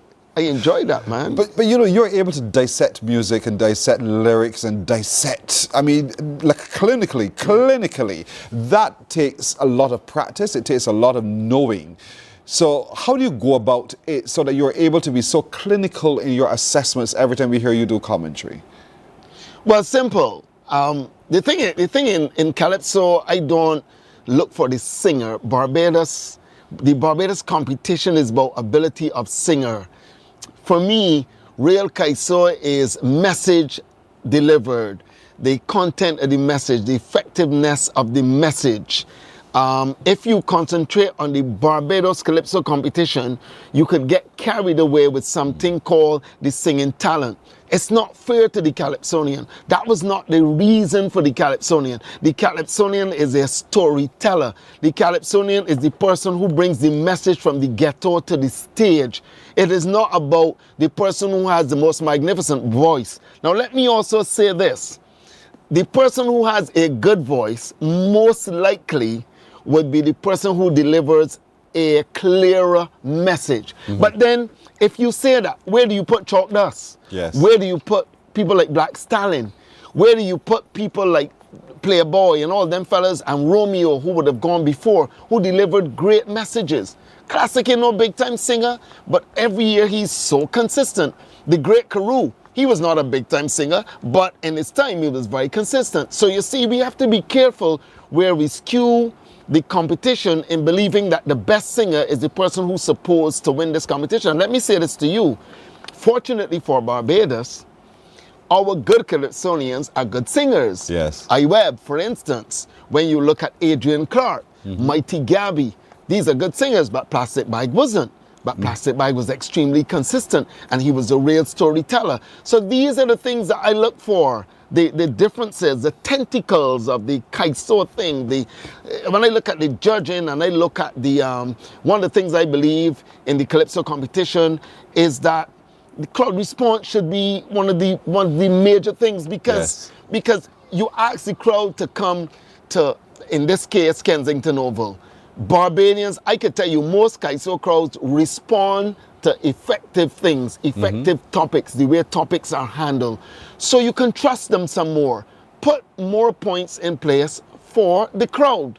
So if crowd response is 15 or 20 points, I have no problem with that because at the end of the day, who buys your product? Yes. Who supports your product? It's the crowd. This thing about melody is 35 points and lyrics is 45 points. Come on, we got to get real. Who's going to bring the people to Party Monarch? The crowd has to turn up at Party Monarch. And the only reason they're going to turn up at Party Monarch, person and audience, is because they're hearing something that they like. So there's crowd response. So on one hand, you want 100,000 people to turn up, but you gain the 5 points. That don't make sense. No. That Let's don't look make at this. Let's look at this year's offerings in social commentary so far. Any thoughts? Oh, fantastic stuff. Barbados has done very well with their social commentary for the last 5 years. And I am hearing some sweet ones in there. You know, Adrian Clark is out the boxes again, fast and running with his Legends of the Grave. Yes. Our fingers and our antennas are still up to hear what his nemesis is going to bring, iWeb. But along the line, we got some good songs. We got some good songs in there. We got House of Soak is doing well with their stack of people. Then you got Koiman All Stars, more people coming from there. Then you got the Big Show, more people coming from there. And Blood, I told Blood, defense of your Mara ain't gonna be easy this year. It's not gonna be easy. There are lots of nice social commentary songs out there that can play. And let me also say this, there are lots of nice party songs too. That's right. There are lots of nice party songs. We get confused with the rubble. Don't get confused with the rubble. There are some nice party songs out there happening. So let's see what happens this year. Let's see what happens this year. Along your journey as a broadcaster and a man who chronicles music, the times in music, you had an assignment to do for the year 2000. Do you remember that one? Where that was the top 100? Yes, sir. That's what I'm talking about. Let's talk about that and what it meant to you to be able to be tasked with doing that project. Oh, that was fantastic. The research on the top 100 for me was amazing. To find out about the artists, to realize that, you know, there was so much history involved in that. The whole concept of who was writing at the time, who was copying at the time, how do we compare ourselves to what the Jamaicans were doing in the early days and what Trinidad was doing in the early days.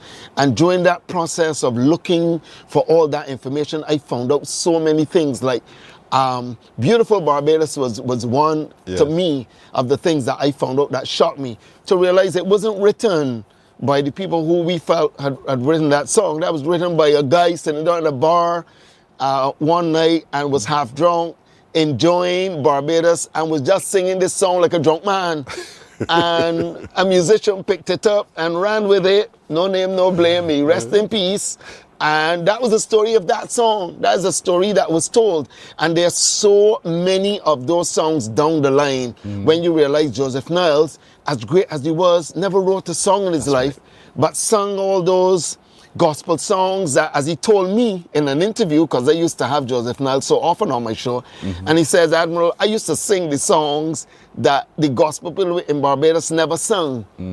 And I added what was considered the Afro-Bajan rhythm to it. And if you recall, Pearson, in your younger days, we would always say Joseph Niles was singing banjo. Yes. Oh yeah? Or like now, if you play Joseph Niles anywhere in Barbados, people would respond. That's right. Sir Emil Straker, who will be laid to rest on Friday of this week, what a magnificent songwriter he was.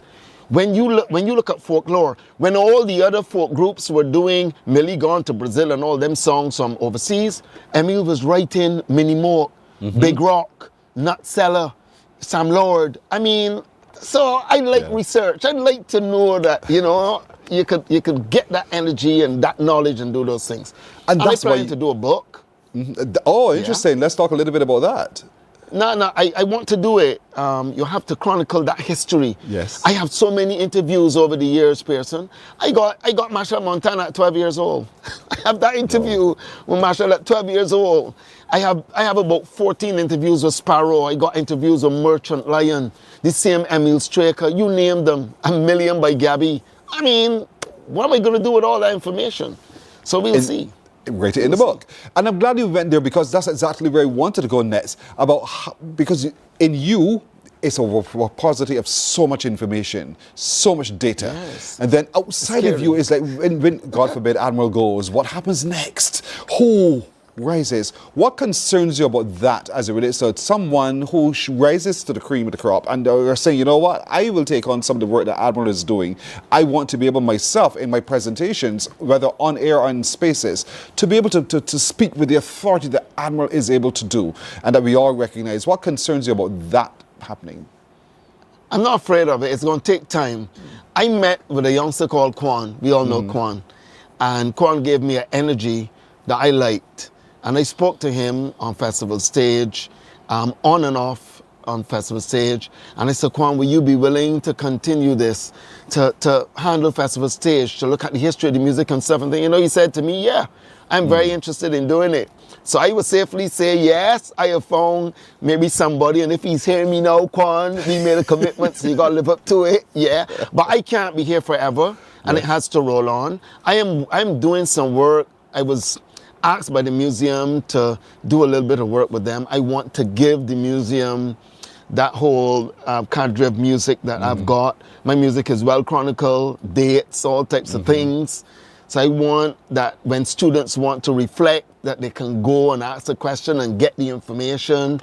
Maybe Adisa Andwele has said to me, he said, Admiral, you got to do university with this. You got to talk to the crew at university and get them to get your archives, because it's unfair for me to go to my grave with all this stuff. It really is unfair.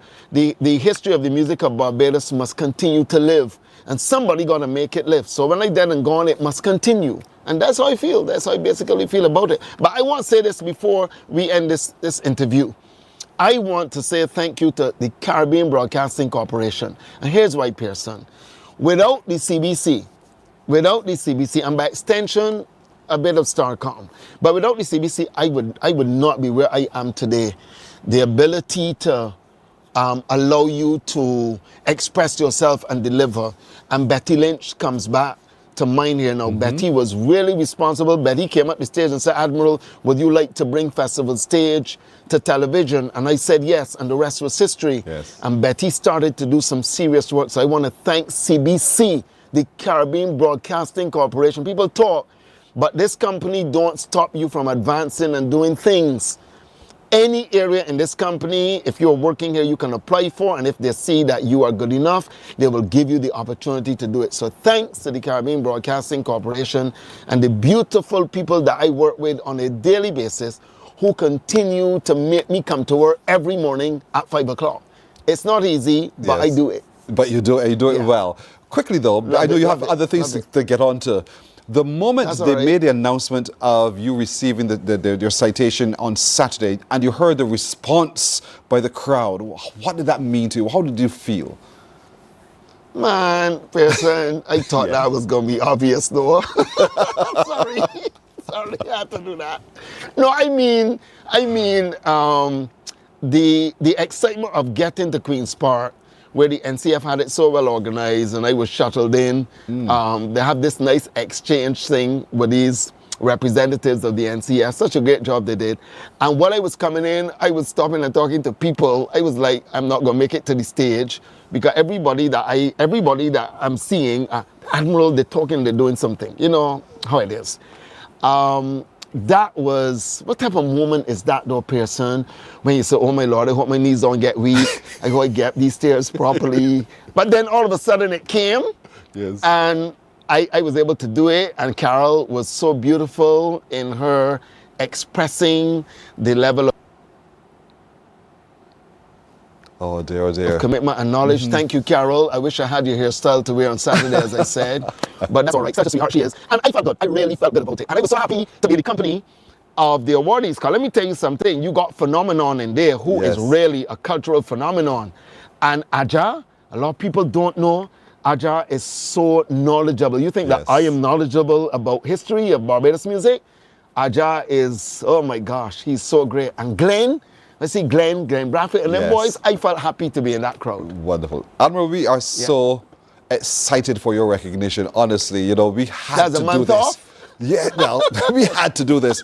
Congratulations, my brother. You know, I'll say this to a lot of people, you know, Admiral was the one who approved me to work on radio. I had to go through a whole process of training. This man was it.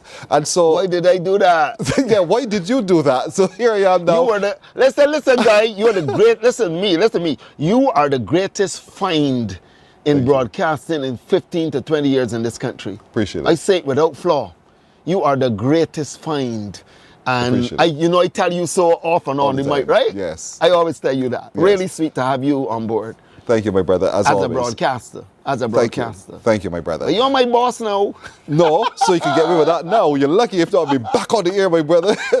Admiral, thank you so much. Congratulations from a grateful CBC and a grateful country for the work that you do for us and to be able to represent us with your knowledge and your ability to articulate what you think we need to be able to do and to be unapologetic in your positions as well. I absolutely admire that. Thank you so much, my brother. Well done. Thank you, President. From You're CBC, welcome. the powerhouse, man. They can say what they want about us, but we are the University of Musical Diversity here at CBC. They can't touch us with a 10-foot pole. Have a good morning, guys. Likewise, buddy. Thank you, man. Anthony Admiral Nelson, the stalwart, crop over stalwart for 2026, indeed, one of them, and certainly one of ours, indeed, and we're so very proud of him. The CBC congratulates him, and we say to you, Barbados, now you know a little bit more about the man, now you know how he thinks and how he feels, you have a better appreciation for who he is. We're back with more on Morning Barbados in a moment.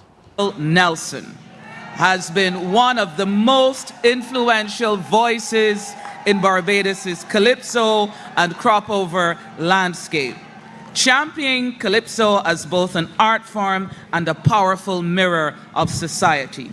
Known for his deep knowledge and unwavering passion, he has helped shape how Barbadians understand, hear, and value our calypso. Beginning his career at Rediffusion in 1979, Admiral quickly became a leading advocate for local music, bringing music from the tents into homes across Barbados and later introducing it to regional audiences, helping spark what later became known as the Bajan Invasion. Through his work at CBC and Starcom Network, he has elevated crop-over coverage, particularly through programs like Festival Stage and the broadcast of the Pick of the Crop Finals. Today, his voice remains the defining presence of the festival, connecting audiences at home and abroad to the heart of Barbadian culture. In recognition of outstanding service to the Crop-Over Festival, the Crop-Over Stalwart Award is presented to Anthony Admiral Nelson.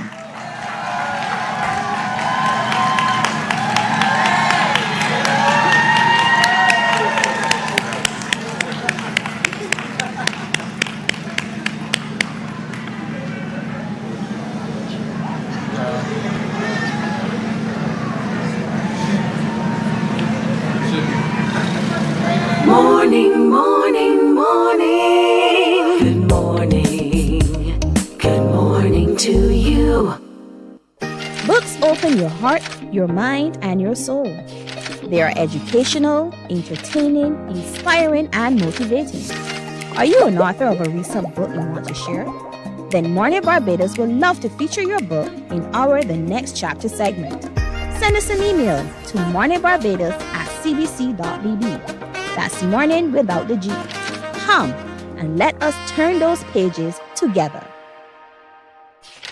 Some ask, what makes Barbados so special? We at Mornin Barbados say it's you, our exceptional youth. You are talented, resilient, and inspirational. You are the epitome of the Barbadian spirit, testing the boundaries of your creativity. If you are an entrepreneur, artist, baker, designer, author, or have done anything you think should be highlighted, email us at morninbarbados@cbc.bb. Let us show the world our exceptional Bajan youth. There is a saying, you can find a Bajan anywhere. Are you a Bajan living abroad? Or do you know of one who has migrated to another country? Well, we at Mornin Barbados would love to have you or them on our Bajan Afar segment. Share your amazing stories, experiences, and how you have adapted to a new culture. Send us an email to morninbarbados@cbc.bb, and together we will travel the world.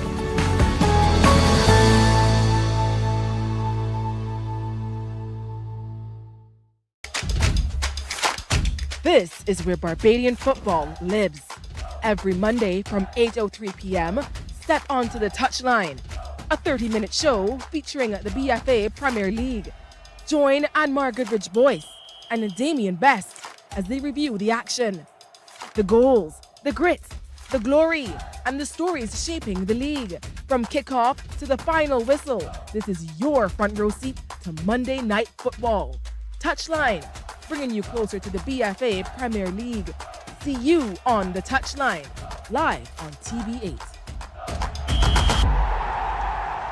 Touchline, sponsored by Dasani. Live first, Dasani after. And Powerade. Pause is power. Preserve your personal priceless memories. Here at CBC, we transfer VHS, DVDs, Beta, U-matic, and DV cam tapes to modern. Morning, morning, morning. Good morning. Good morning to you. CBC, good afternoon.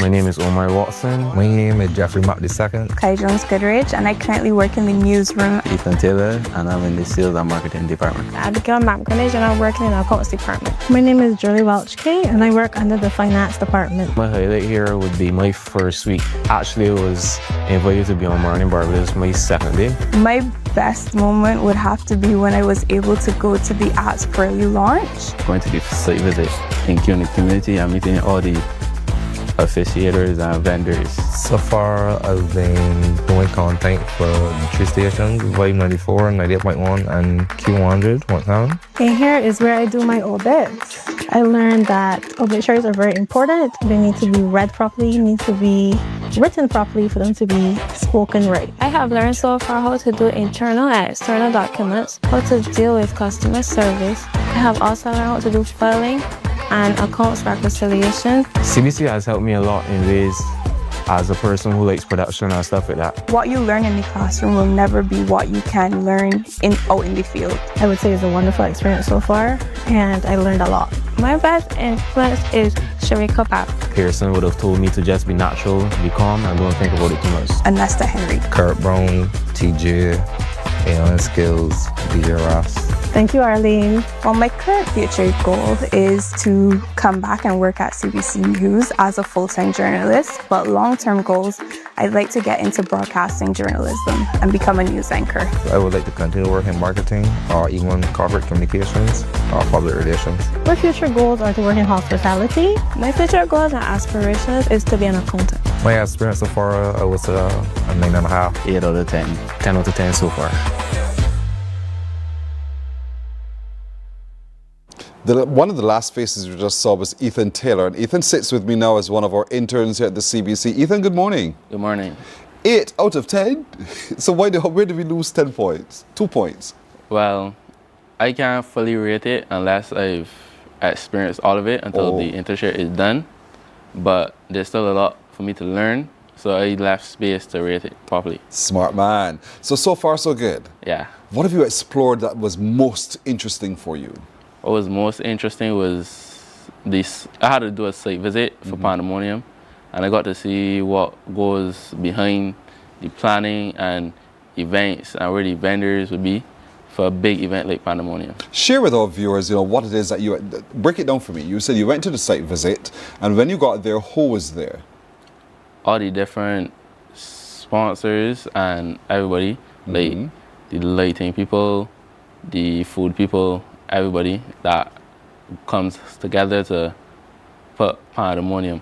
Yeah, and then it was led by the NCF, and then they shared with you all the details, and they said, okay, we'll place this person here, this person's here, this is what's happening, we're in the midst of construction, but this is what, all of those details were shared. Yes, please. And I'm glad you had the opportunity to give us the behind the scene, because oftentimes we see the end result. Yeah. But see what happens to make an event come alive and to make it happen, there's so much, and there's so many people who work together to do so. The decision to come to intern with the CBC, was that yours? Yes. Yeah, you always wanted to intern here? Yes. Why? CBC is a major business in Barbados, and I would like to get the chance to see what goes behind such a big broadcasting business in Barbados. So what have you been doing in the sales and marketing department? I've been writing up scripts that air on radio, like Spot Connect and Win. I wrote up that script. So all of these scripts I've been reading, these have been you? Yes, please. Okay. And I'll blame you because I have a lot of reading to do. it's a lot of work, but I enjoy it. Mm-hmm. And I also spent some time in news department, and I got to see what goes behind reporting the stories that air on television. So folks, as you view, you see the kind of things that happen behind the scenes here at the CBC. I talk, but a lot of it is produced by other people, like Ethan is one. So when you hear me talk about Spot, Connect and Win and tell you how to connect and all those kinds of things, that's Ethan's work that I'm sharing indeed. And again, who would have thought that you would have done all of this, right? Yes, it is. So now that you've had this opportunity to come into the place you wanted to come to get to know a whole lot more about, what else would you want to discover in this business in here? I would like to explore different departments in CBC because I'm not too sure my career path yet, but I enjoy sales and marketing, but I also enjoy news reporting and all that. So I would like to see my options and which one I'm best at and which one I like the most. You don't want to do this? You don't want to come into TV and see how we operate in TV? Well, I could, but it's not really a passion of mine. I feel bad. Just kidding you, man. But that's all right. I understand that. But over time, perhaps, as you explore this business, then you will see that there's so many other opportunities that can flow as well from other areas. And perhaps sometimes just sitting in front of the screen brings so many other benefits too. So that's okay. So here it is now. When you tell the story of your time at CBC, how would you describe it? I would describe it as very educational because stuff like how you write an email in the office is much different as how you will learn in school, and how you operate your office etiquette and everything is different. And that's something you can only learn in the workplace, and I'm grateful for that experience. You had I'm sure you would have heard stories about CBC before you came here. Yes, please. And you walked through that door on the very first morning thinking, I wonder if exactly what I heard I will experience, no doubt, right? Yes, please. And you say now, having walked through that door, because I met you on the first morning. Yes, please. I would say, well, CBC, when I first came here, I was nervous, but everybody at CBC is cool, chill, and welcomes you like a family. So I got comfortable pretty soon. My boss, Alicia, she's very understanding, and she teaches me a lot. So the thing you heard about CBC was, oh, they don't work, right? And then you walked in and realized, hey, these people in here actually do a lot of work. There's a lot of work that goes behind CBC, and sometimes you have to put in extra hours, but is critical for the functioning of Barbados and how people get the information. Yeah. You're absolutely right. You hear the thing of the duck. You see it sailing on the pond, but all the while underneath there's so many things going on with its feet. Yes. And so that's what you guys do. You're part of all foot soldiers at the moment. And so you do a lot of what I do to make what we do here at Mornin Barbados so much easier. And that's down to you guys. Folks, I hope as you're listening and you're watching that you have a greater understanding of the ecosystem of what happens here at the CBC. It's much more than who you see at the front of the screen or you hear at the top of the microphone on radio. There are other partners and people in the organization who do phenomenal work, and then it filters right through and flows right through what we do on TV as presenters and on radio as well. And so Ethan is one of them. He had a dream. He's living a part of that dream right now. And so his story is CBC is dynamic. It's fun, as a matter of fact. And so did you miss your vacation, your time away doing you and playing volleyball? Well, yes or no? Not really. I still play volleyball afterward, and I would never want to miss out on this opportunity because this will not only benefit me now, but in the future when I have to go and work and take less time on volleyball. Yeah. Would you consider CBC as your ultimate employer, or you want to work in another field, another industry? There could be other industries, but CBC is a major industry and will be a place I will be grateful to work in. What do you want to be? I would like to be a sales representative, so I can expand businesses and get the world to know more about my own business or a business I work at. You have a business? No. You just use it as, okay, Yeah. okay, I got you now. Bad, my old head. And so the Ethan who walked in that door a few weeks ago, do you feel the change in who you are in terms of your work ethic and all the rest of it, your outlook generally? Yes, please. Because the discipline and the work that I have to put into write all the scripts that air on radios and TV, it is very rewarding seeing it put on TV, and I enjoy it a lot. You're a student of the Christchurch Foundation School. I attended Foundation, but I'm currently at BCC doing business studies. I just completed my first year. Oh, congratulations. How did you do? I did good, but I still need to improve. So what do you think you need to do to improve?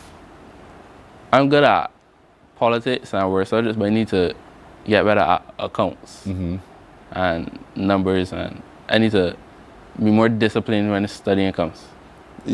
I know your parents are going to get on you for that. Yeah. Discipline, Ethan, discipline, Ethan, discipline, Ethan. And it really is about a testament of who you are and setting yourself goals and going after those goals as well and doing what you need to do to acquire those goals. I think sometimes younger people tend to forget that. Yeah. It takes a little bit of work. You've got to do some work. Don't assume it will be presented to you simply because you wished it. It requires some work. And so that's what you're doing here at the CBC now as an intern. You're strengthening your capacity to be able to handle the work environment and all that the work environment brings. People with different personalities, different purposes, and how do you work together then as a team so that the whole benefits from your one contribution, even if it's just that one contribution alone. Are you into crop over? I'm not really a big crop over person, but I like to see the people of Barbados come together to celebrate. So what's your view of Barbados generally?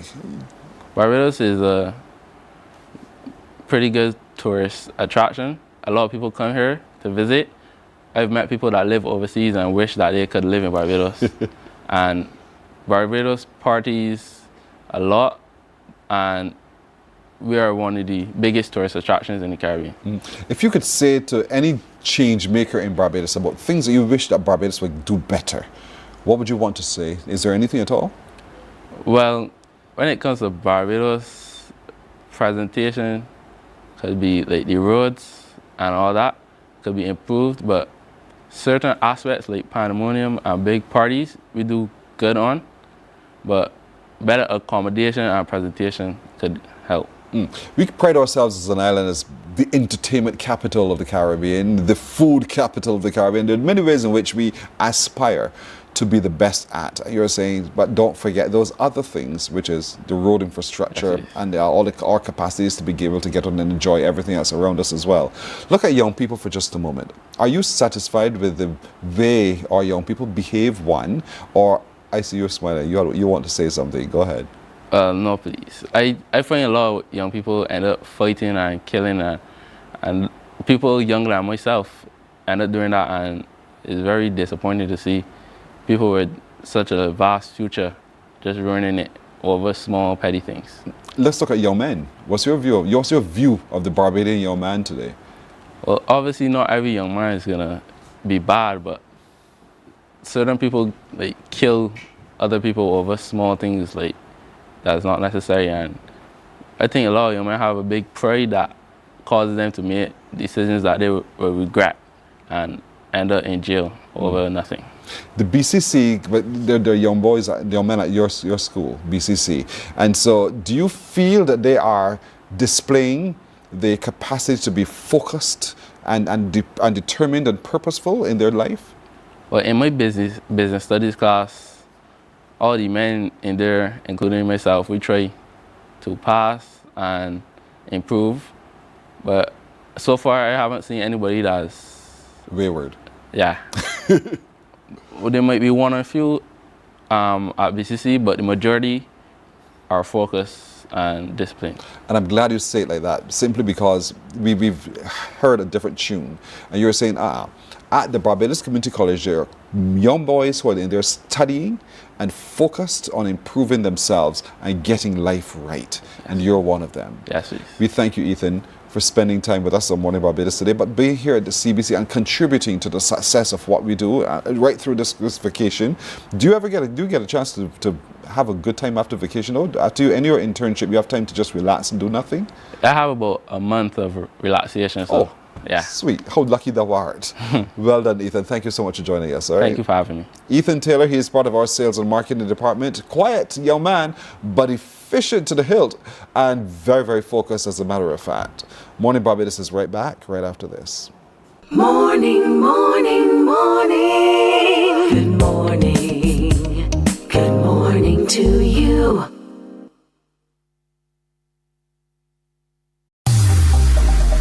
Preserve your personal priceless memories. Here at CBC, we transfer VHS, DVDs, Beta, U-matic, and DV cam tapes to modern digital formats. Safely, quickly, and affordably. Call CBC on 467-5437 to get started. In just 2 weeks, your memories will be ready to relive and share again.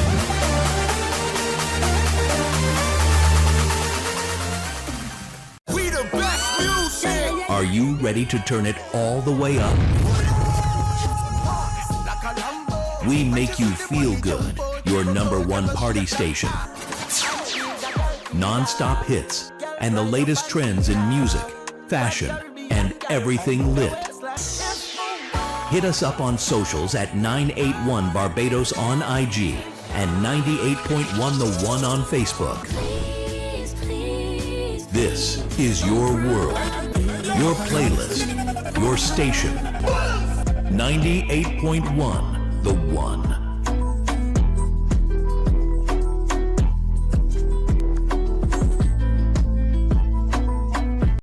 Books open your heart, your mind, and your soul. They are educational, entertaining, inspiring, and motivating. Are you an author of a recent book you want to share? Then Mornin Barbados. Morning, morning, morning. Good morning. Good morning to you. And that's it for today, this Monday, this CARICOM day. We wish all of you well, and it be the will of the Lord. We'll see you tomorrow. Bye-bye. Wake up, wake up, wake up, wake up. Barbados, get up. Good morning. Good morning, Barbados. Good morning. Good morning to you. Good morning. Morning, morning, morning.